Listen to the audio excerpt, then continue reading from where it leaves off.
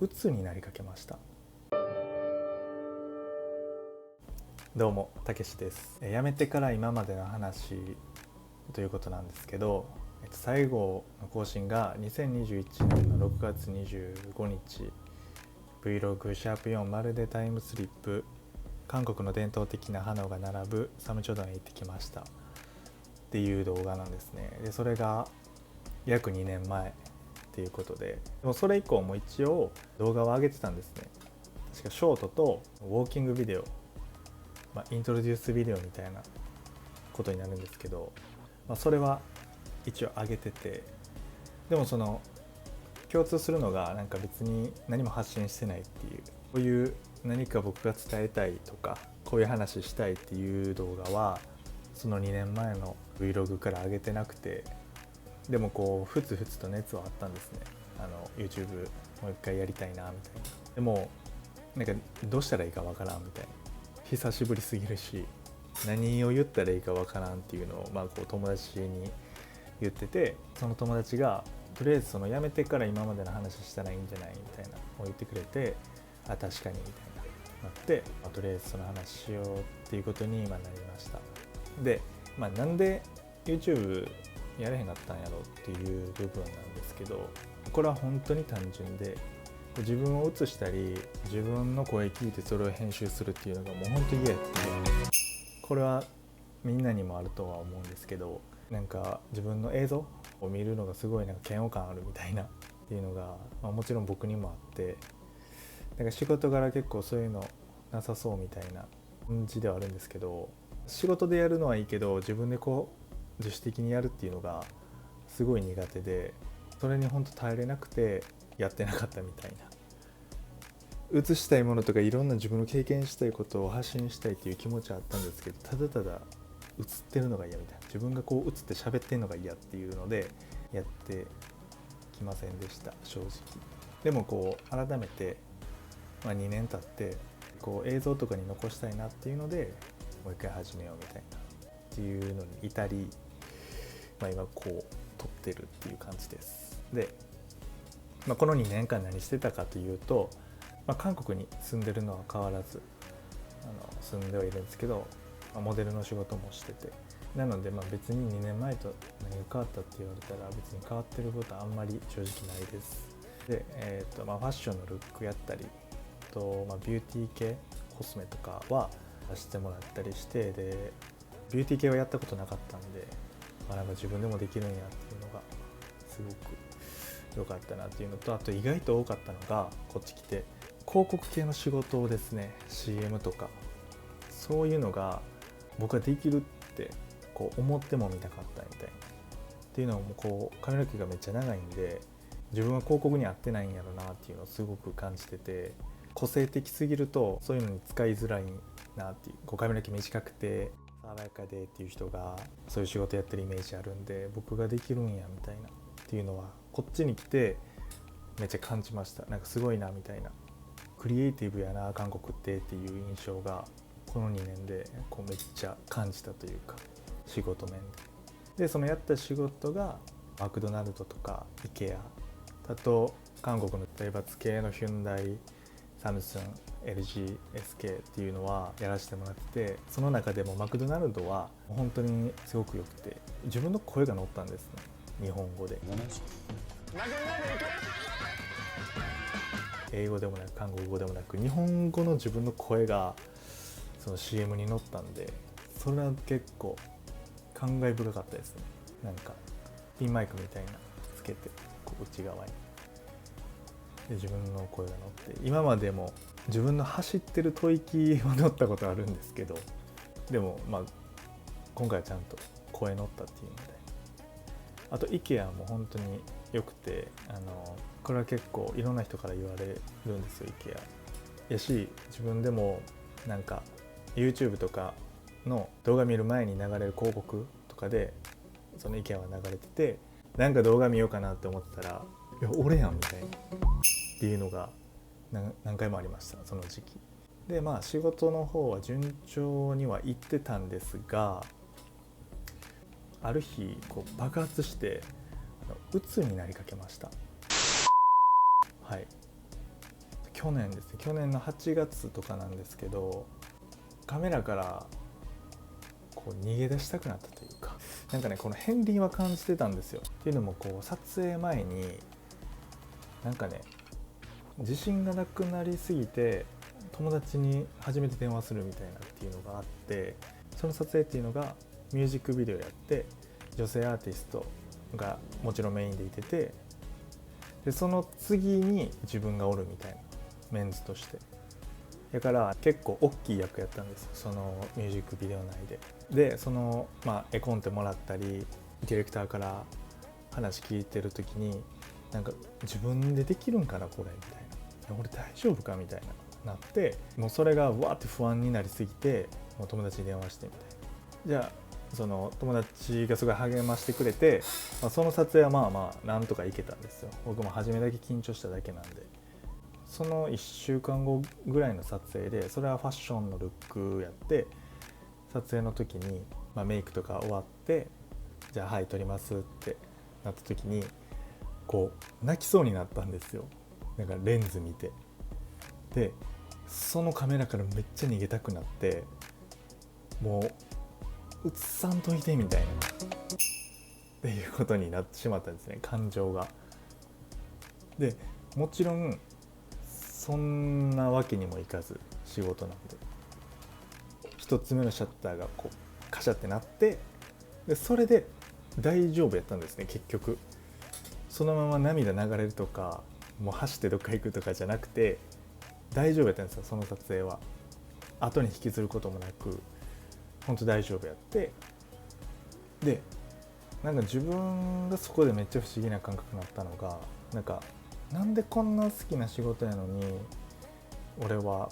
逃げたくなったみたいな、泣きたくなったみたいなっていうことを思ったんですね。なんでこんな好きやのに、こんな頑張ってんのになんでみたいな、要因というか、なんでそんなことになったのかっていうので、なんかその前日に自分がその前にやったブランドのルックが公開されたんですね。でそうやって写真もあったし動画もあってっていう撮影で、僕的には結構なんか自信はあったっちゃったんですよ。なんか結構特殊な髪型してたり、カメラの前でも結構イケイケで写ったつもりやったんですよ、自分で。でもその上がりを見てみたら全然写ってへんやんってなって、自分が他なんか 4,5 人モデル、他外国人の人おったんですけど、俺だけ全然写ってなくないみたいな、なんか出しろないやん、いつ俺写ったみたいなぐらいなんか写ってないなって思ったんですよ、個人的に。それがなんかすごいショックやって、なんか俺ってあかんねやみたいな、俺ってやっぱあかんねやモデルとしてみたいなっていうのをすごく思ってしまったんですね、それ見て。でもそれって別になんか答えはないというか、ブランド側がなんですかね、もともと想定してた僕の出し方かもしれへんし、それに海外のブランドやったから、他のモデルも黒人の人がいれば白人の人もおって、ブロンドの人おったらカーリーな人おって、でその中のアジアっていう僕の立ち位置やったから、この全体の絵で見た時にアジア人がちょろっとおってもなんかそれはそれで成立するんやろなっていうのは、今になって思え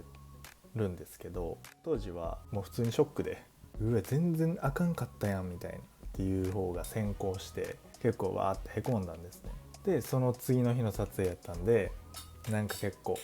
今まで積もってたのがそこでバーンって爆発したみたいな感じですね。でその原因も結構正直あって、なんかいい意味でも悪い意味でも仕事に対して真面目すぎたっていうのがあります。ハマりすぎたというか、もともとこの仕事好きで一人で海外来てっていう感じなんで、仕方ないっちゃ仕方ないんですけど、なんか365日仕事のこと考えてたし、考えることがいいと思ってしまってたというか、考えれば考えるほどいいみたいなぐらい思ってたんで、仕事のこと考えてるイコール成長してるぐらい思ってたんで、それがちょっと間違ってたなっていうのと、あとその常に自分のダメだったとこをこうノートに書いてたみたいな。それはその撮影終わった後とか、撮影のその公開されたものを見て、もっとこういうポーズせななみたいな、もっとこういう表情しないとみたいなっていうのを書いてたんですね。でそれって答えないし、そのブランドの人がそれでいいって、そのさっきの言ったムービーの話もそうですけど、そのブランドの人がいいって思ってそれを公開したらもうそれが正解やし、自分が後からこれあかんなって思うのって意味ないというか、もう出されたものが全てやし、それでいいのにそこをわざわざ考えてもっとこういう構成ななみたいなっていう変な考え方してて、しかもそれをノートに書いて、でいいことを書かなかったんですよ。なんかいいことってできて当たり前やからそれをわざわざ書けへんみたいな、自分を褒めへんっていうのをずっと繰り返してたら、こんなカメラ向けられてない人になるっていうところまで行ったみたいな。でワーカホリックやったんですよ。言うたらうつなりかけてたしワーカホリックやったみたいな。でそれはなんか自分が才能あるって思ってないので、やから他の人に追いつくためにはこの凡人の自分は常に考えないとダメになるみたいな、すぐ潰れてしまうって思ってたからこそなんか変にこじらしてたなっていうのが、その後に分かったんですね。なんか自分に自信ないっていうのもそうですけど、他の人に追いつくためには天才じゃない自分は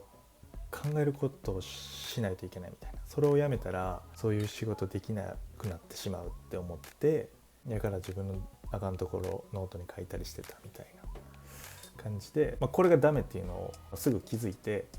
僕は日本に一旦帰りました。もうたった3週間とかなんですけど、日本に1年半ぶりなんですね。ずっともうコロナなっててパッて帰られへん状態やったんで、僕ワクチン2回までしか打ってないしっていうので、確かその時期ぐらいからパッて帰れるようになったんですよ。 PCR の陰性証明さえあれば。でそれで帰って家族に会って友達に会って、で僕出身が大阪なんで、大阪おってで一緒に東京行ってみたいな、友達と会ってっていう日々を過ごして、それがめっちゃ良くて、その韓国にいないと仕事できないので、物理的距離を取ったら仕事のこと絶対考えられへんみたいな、仕事やりたくてもできへんしその場におれへんからっていうので、その韓国でも休みの日に頭を休ませて考えへんとこってできると思ったんですけど、やっぱり日本ぐらい距離空いてないと僕は無理やって、それぐらい物理的に何もできない状態じゃないと休めないなっていうのはあって、もう完全に休みましたね、その時は。だからその爆発するっていうのは多分今後ないかなって思います。正直結構しんどい経験やったので、それは。あとは引っ越ししましたね。今ここの家なんですけど、それまでずっとホテル暮らしで、正直1年以上住むって思ってなくて、だから全然ホテルでいいわって思ってて、でそのホテルもコロナやったから住居として貸し出せてるみたいな、レジデンスみたいなってなってて、だから住んでたみたいな。でもやっぱり不便なこと多すぎて、なんかいろいろ共用やったし、キッチンとか洗濯とか、だからそれもしんどいなっていうので去年引っ越して4月ぐらいに、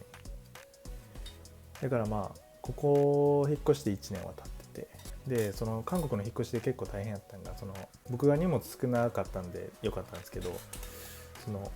デポジット初めにいるお金がめっちゃ高くて、それ100万ぐらいかかったんですよ、この家引っ越すのに。それはなんか一応安い方らしくて、韓国でもう上見たらきりないぐらいお金いるみたいな感じで、日本の感覚でちょっとおったんで、初めのお金ってあんまいらんのかなみたいな、ちょっとだけぐらいかなと思ってたら、そんないるんやみたいな感じになって、それはちょっとびっくりしましたね。そうですね、どんどん動画は上げていきたいなって思います。では。